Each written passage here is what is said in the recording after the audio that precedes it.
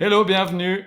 Hello tout le monde. C'est vraiment un plaisir de continuer de parler de la fidélité de Dieu et de sa conduite parfaite dans notre vie.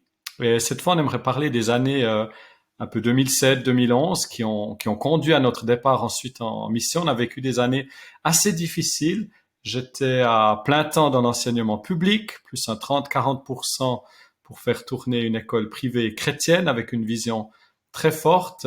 Ensuite de ça, j'étais aussi dans l'équipe de responsables de l'église locale, dans le groupe de louanges, etc., etc. 5 enfants.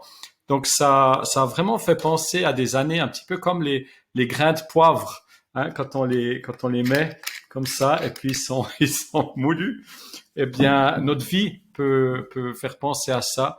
Donc des années assez difficiles, des années un peu désertiques, si on veut bien. Un peu beaucoup. Maintenant, on a du poivre plein les genoux.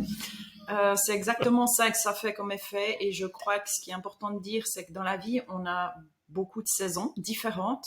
On aimerait rester en été, mais on a aussi des hivers et des déserts. Et je crois qu'on doit voir aussi que la fidélité de Dieu et sa bonté ne dépend pas de nos circonstances ni de ce qu'on ressent. C'est plus facile à dire après qu'avant.